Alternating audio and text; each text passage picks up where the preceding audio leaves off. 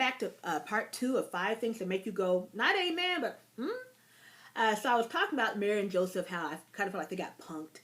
Instead of just having Joseph make love to his wife, and then, maybe when Jesus came out, there was a light coming out with the baby. They're like, oh my gosh, this must really be a holy baby. There's this light you've never seen before. This is a special baby. Instead of just having this light coming to Mary. And I guess probably kind of brought scandal to Mary and Joseph, and whatnot. I think I can't remember the story, if they had to kind of were forced out of town. I know they had to follow the star, the North Star, to get to Bethlehem, but I think people kind of shamed them, for that, not knowing what is this light? Gee, ain't nobody else had no light coming to them in the middle of the night, right? So, anyway, I just thought, gosh, can y'all just, anyway, was all that really necessary, right? Scandal upon these poor people. But if they could just, just make love to each other, and then, baby Jesus comes out, with a bright light, that would have been just, anyway, in my mind, so much sweeter, but so be it. But anyway, I just feel like that would have been a way better storyline. Number 4 in my list. This one this one, one of my favorite one. This is my favorite. I hear this. Number 4 is, God may not come when you want him to, but he is always on time. This is said religiously in the black church. I don't know if white churches say this, if they've ever even heard of that saying. If not, you're hearing it today. But this is one of those things when you're in the church and the preacher says, God may not come when you want him to, but he's always what, church? And the church goes, on time, all in unison, right? This is saying, sorry, 1, 2, guys. So anyway, he's all on time. So imagine if you showed up to work whenever you wanted to, and you were confronted by your boss, and you say, well, boss, I may not always clock in when you want me to, but I'm always on time. How do you think that's going to go over on your boss? So, but let's just imagine, God is not an employee. He's a little bit higher than that, right? So let's just put God in that boss position, right? So the boss comes in at, God can come in at 10 o'clock. He might come in some days at 12, 1. So the workers might look and see him and say, gee, must be nice to be the boss, right? Must be nice, Or sometimes you might look and say, gee, he kind of late today. He might as well stay at home. Or he might as well work from home or came in his pajamas, right? Other times you're going to say, well, maybe he was in a meeting. He had, he had to do interviews today, whatnot. You kind of say, well, okay, so be it. You kind of know what you're going to do. And unless, and him coming in late doesn't necessarily affect your work. Unless you have a piece of paper you need him to sign because you're going on vacation, whatnot, you need that approved. Then it can affect your work, right? That's just something that's something I thought about. But in God's case, what if he does not come when you want him to, and it completely changes your outcome, right? Or whether you live or die. Okay, the boss act like God is the boss. He can come in wherever he wants. It's no big deal, right? But no, it is a big deal if it's a life or death situation, right? We don't need him saying. Oh, sorry, I'm going back to that part or whatever. But he's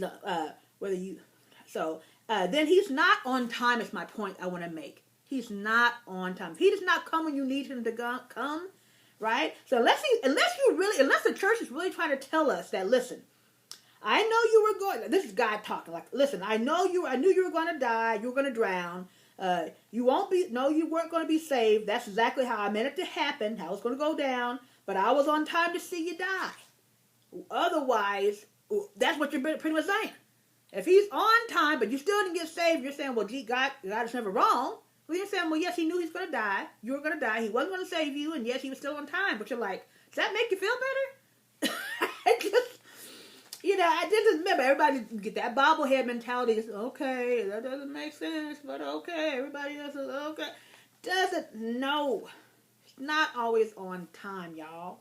You can be late. You can miss the party. You can miss the boat. We don't need God saying, oh, don't worry, you're not drowning alone. I'm up here watching you. I don't need you to watch. I need you to help. I need you to actually come down and save me. But if you, and imagine if God really could speak to you in that moment, say, yes, I do see you, and you're not going to be saved, so just keep praising me, kissing my butt. Can you imagine if he actually could speak to us in those moments? No, I'm not coming to save you, but don't worry, I'm here. You're not alone. I'm with you in spirit. Okay. But God always answers your prayers. It's also what we are taught in church. But we are not taught that the answer sometimes might be no.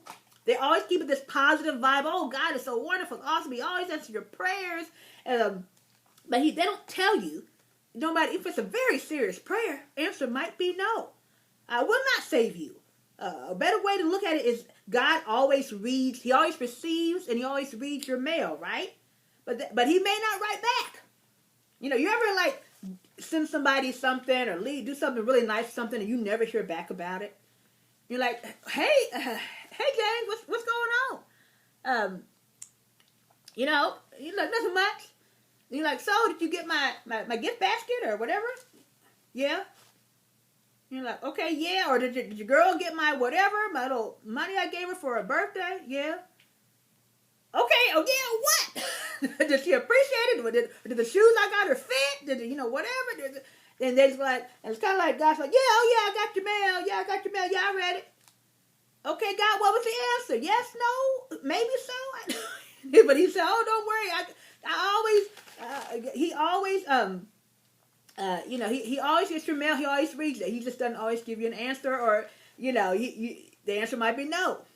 So that's kind of sucks. But anyway, that's really, they never tell you the not so fun part of that. All right, number 5, choices. God probably thought he was being very considerate when he gave us the choice of either serving him or, basically for life. Brown, kiss my butt for life. You are so awesome. You're the most high, God above all gods, wonderful counselor, Prince of Peace, mighty goddess. Hey, spread his word to the masses, except you women. Only spread it to the kids and women, which never made sense. When they say, spread my word to everybody, why stop women from spreading it? Unless it's little kids or women. No, spread it to everybody. Woman, if you pass a guy out in the countryside, don't say, well, I'd love to tell you about God, but since I'm a woman, you have to wait for another guy to come down the path. Oh, come on now. Anyway, so I could definitely argue that he is asking for something in return, right? This is not a free gift. It's not a free gift. Even though someone else could argue, well, that's not asking for much, right? He gave us life for our sins, but this is not a free gift. Okay, he wants something in return. He sacrificed his son, he gave his only son. Yet we didn't have a choice in that and didn't ask for that any more than a child asked to be born. You know how you always see these kids, I didn't ask to be born, Mom, sometimes on a TV show, I didn't ask to be born, in this world.